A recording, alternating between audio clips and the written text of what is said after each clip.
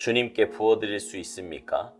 사무엘상 23장 16절. 베들레헴 성문 곁 우물물을 길어가지고 다윗에게로 왔으나 다윗이 마시기를 기뻐하지 아니하고 그 물을 여호와께 부어드리며. 최근에 당신에게 베들레헴의 우물물은 무엇이었습니까? 사랑, 우정, 영적 축복입니까? 당신의 영혼이 위험할 정도로 당신의 만족만을 위해 그것을 취한다면 당신은 그것을 하나님 앞에서 부을 수 없습니다.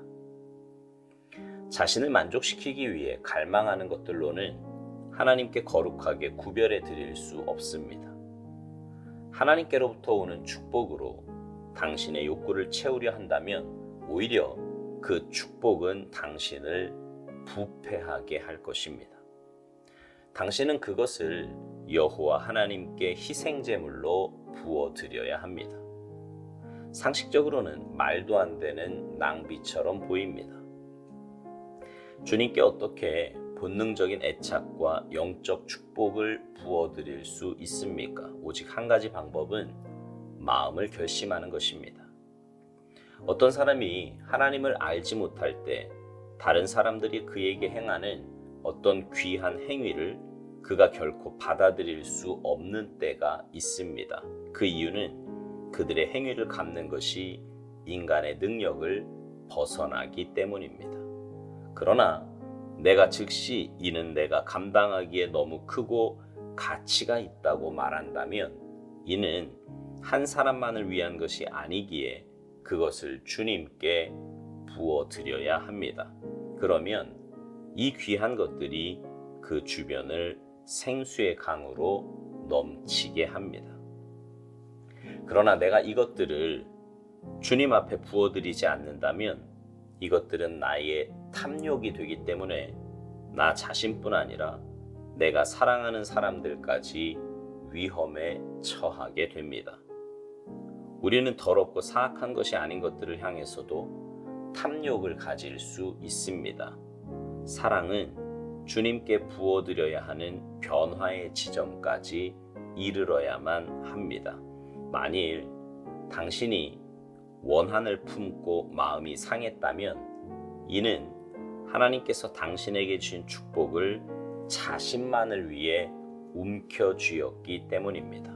그러나 당신이 그것을 주님께 부어드린다면 당신은 하늘에서 내려온 가장 멋진 사람이 될 것입니다. 만일 당신이 언제나 당신 자신만을 위해 축복을 움켜쥐고 주님께 그 축복을 부어드리는 것을 배우지 못한다면 다른 사람들은 당신을 통해 그들의 지경을 넓히지 못하게 되는 것입니다.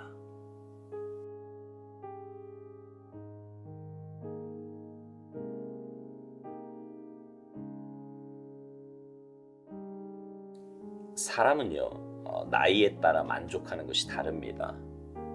어릴 때는 장난감만 있으면 만족을 합니다. 10대가 되면 친구가 있어야 되고요. 20대에는 학위가 있어야 하고 30대에는 직장이 있어야 하는 등 각 나이대에 따라 만족하는 조건이 다르지요. 또 상황에 따라 만족하는 것이 다릅니다. 병에 든 사람은 건강을 회복해야 하고요. 사업에 실패한 사람은 경제적인 어려움이 회복되어야 합니다. 자녀가 없는 부부는 아이를 가져야 되고요. 고독을 느끼는 사람은 친한 벗이 필요합니다. 이처럼 사람은요, 나이에 따라 혹은 상황에 따라 필요로 하는 것이 다 다릅니다. 자신의 만족을 위해서 말입니다.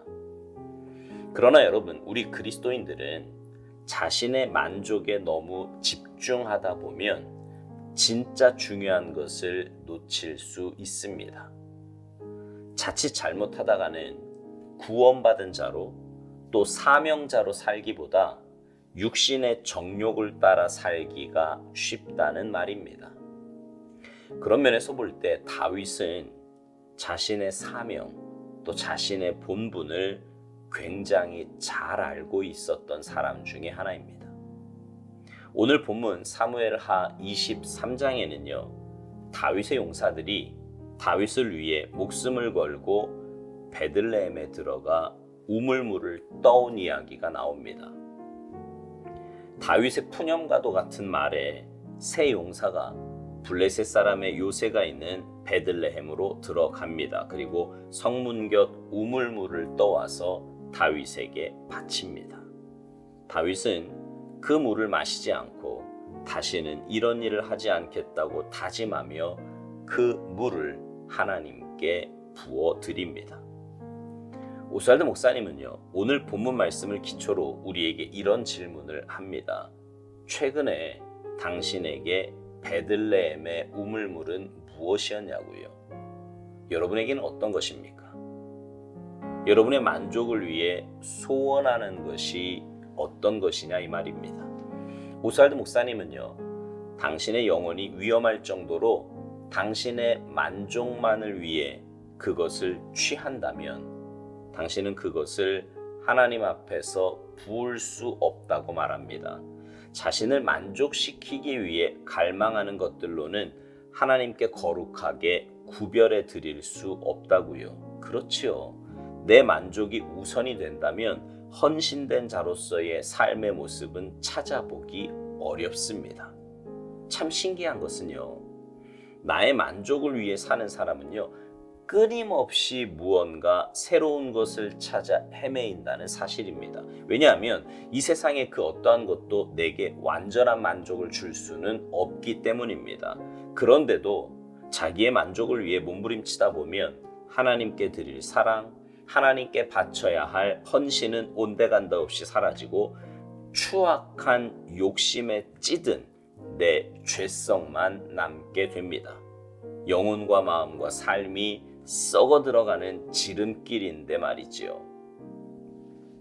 오스왈드 목사님은 하나님께로부터 오는 축복으로 당신의 욕구를 채우려 한다면 오히려 그 축복은 당신을 부패하게 할 것이라고 말합니다. 당신은 그것을 여호와 하나님께 희생제물로 부어드려야 한다고요. 상식적으로는 말도 안 되는 낭비처럼 보이지만 말입니다. 사실 우리가 살면서 누리는 모든 것은 하나님께로부터 온 것입니다. 그러니 청지기로서의 사명을 온전히 깨닫고 그런 삶을 살아야 하는데, 하나님이 주신 복을 가지고 나만을 위해 살아간다면 그것이 오히려 내게는 독이 되는 것입니다. 사울이 이스라엘의 초대 왕이 되기까지, 그 전까지는요, 굉장히 겸손한 사람이었고 하나님 보시기에 의로운 사람이었습니다. 그러니 하나님께 택함받아 초대 왕이 되었겠지요. 그러나 그가 왕이 되어서 엄청난 것을 누리면서 그 눈에 보이는 것들로 인해 영적인 안목이 고장나기 시작했습니다. 하나님께서 주신 복인데 자기 힘으로 그것을 지키려고 더 많이 소유하려고 하다가 결국은 그 인생이 몰락하고 말았습니다. 차라리 왕이 되지 않았더라면 그렇게까지 비참하게 인생을 마치지는 않았을 텐데 말입니다. 그러나 다윗은요, 왕이 되었어도 하나님 앞에서 자신이 어떤 삶을 살아야 할지 결코 잊지 않았습니다. 때로 하나님 앞에서 잘못하고 범죄하기도 했지만 돌이켜 하나님의 은혜와 긍휼을 구하며 회개하여 얼른 제자리를 찾곤 했습니다. 그것이 다윗을 다윗되게 만들었던 이유입니다. 오늘 본문에서도 다윗은 자신이 누려야 할 것과 하나님께 바쳐야 할 것을 혼돈하지 않았습니다. 생명이 담긴 그 귀중한 것은 자신이 누릴 것이 아니라 하나님께 올려드려야 할 것임을 알고 그렇게 행했습니다. 왕으로 마땅히 누릴 수 있었는데도 말입니다. 오스왈드 목사님은 우리도 주님께 이렇게 본능적인 애착과 영적 축복을 부어드리려면 오직 한 가지 방법이 있는데 그것은 마음을 결심하는 것이라고 말합니다. 내가 생각할 때 내게 너무나 크고 가치가 있다면 그것은 한 사람만을 위한 것이 아니기에 그것을 주님께 부어드려야 한다는 것입니다. 그러면 그것이 그 주변을 생수의 강으로 넘치게 한다고요. 우리도 살면서 그럴 때가 있지 않습니까? 이건 나 혼자 누리기에는, 또 내가 혼자 감당하기에는 너무나 크고 가치가 있는 일이라고 깨달아질 때가 있습니다. 그럴 때면 그것에 취해 갈팡질팡하지 말고 겸손하게 하나님 앞에 엎드려야 합니다. 이것을 어떻게 해야 하는지, 어떻게 쓰기를 원하시는지 하나님께 여쭈어야 돼요. 그렇게 습관이 되면 하나님께 어떤 복을 받아도, 또 어떤 귀한 사명을 맡아도 문제없이 감당할 수 있고, 하나님의 은혜와 축복을 흘려보내는 축복의 통로가 될 수 있습니다.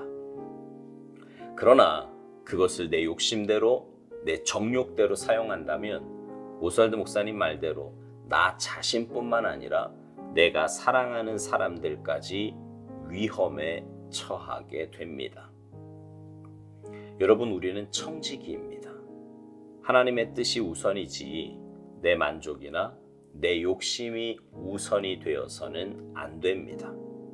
그러니 여러분, 그 어떤 것이라도 하나님의 원하심에 민감하게 반응할 수 있어야 합니다. 그것이 시간이든 물질이든 건강이든 어떤 것이든 하나님의 원하심에 따라 온전히 내려놓고 부어드릴 수 있어야 합니다. 사랑하는 성도 여러분, 하나님을 위해 내 모든 것을 부어드리며 삽시다. 그게 가장 나를 위한 삶입니다. 그러나 만일 나를 위해 살려고 몸부림친다면 우리는 어느새 마귀의 종이 되어 나와 가까이 있는 사랑하는 사람들에게, 그리고 내가 속한 공동체에 아픔을 주는 사람이 될 것입니다. 바라기는 여러분 모두가 올바른 청지기 정신을 가지고 하나님이 기뻐하시는 헌신자의 삶을 살아서 여러분의 삶을 통해 하나님의 은혜와 복이 흘러가는 축복의 통로들이 모두 되시기를 주님의 이름으로 축복합니다. 아멘.